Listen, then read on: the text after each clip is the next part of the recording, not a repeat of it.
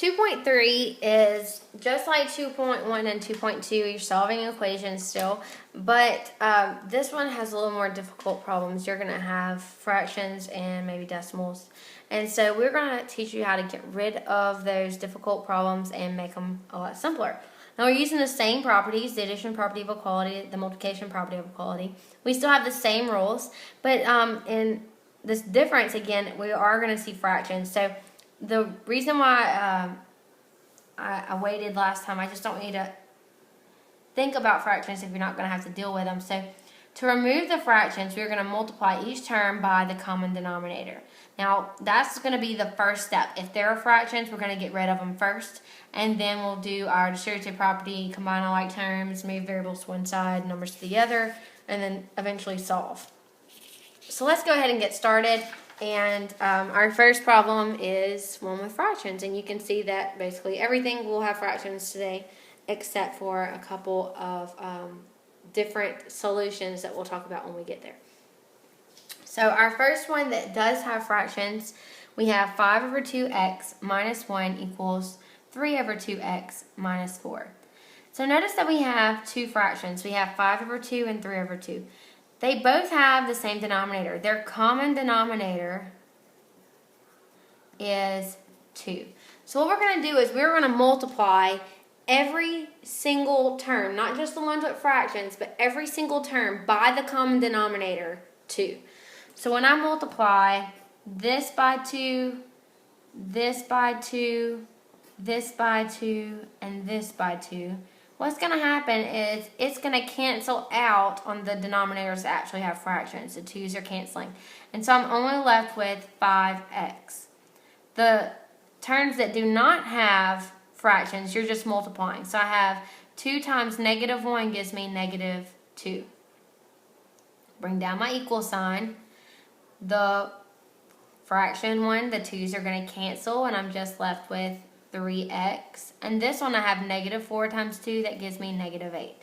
Now notice that this is exactly like the type of problem that we were dealing with in 2.1 and 2.2, so there's nothing new. So once you get rid of fractions by multiplying by the common denominator, you shouldn't have any fractions, and you should have just a normal equation to solve. So I want to first move my variables to the left. Remember, I always do that first. So this is a plus 3, so I'm going to do the opposite of minus 3x to both sides.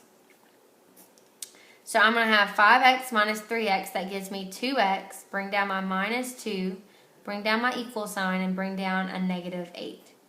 Now I want to move this minus 2 away from the x, so I'm going to add 2 to both sides.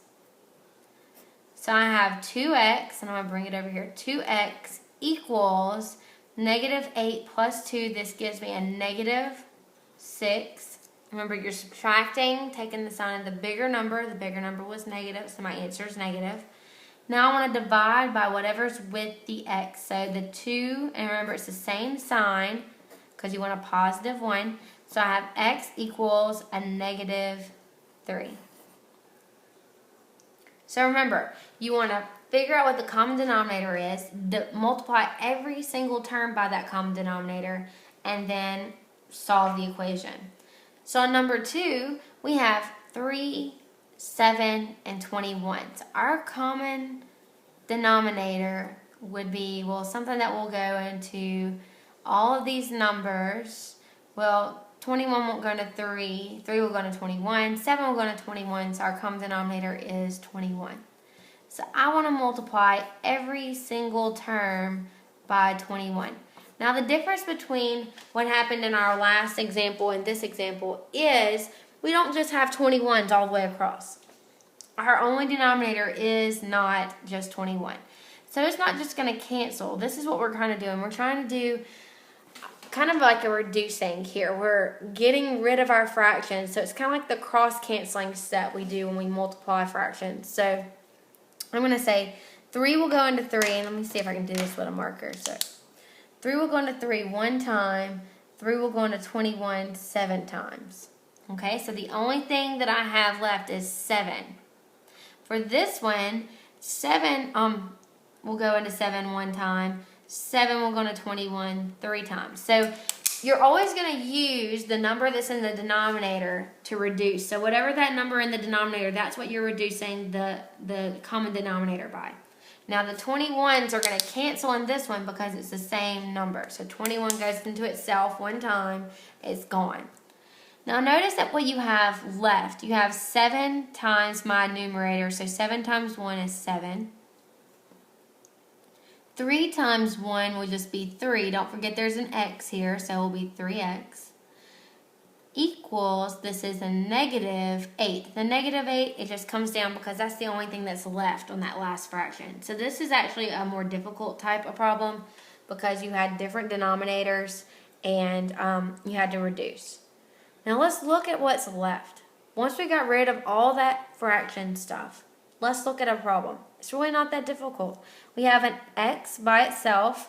We need to move this 7 to the other side, and we don't have any other variables over here. So I have a positive 7, so I want to subtract 7 to both sides to move it over.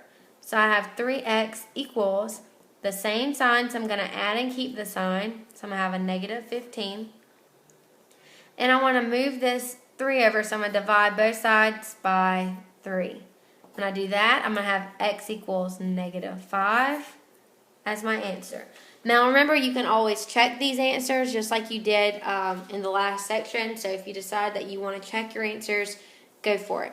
I'm going to stop the video here and pick up at number 3 on the next video.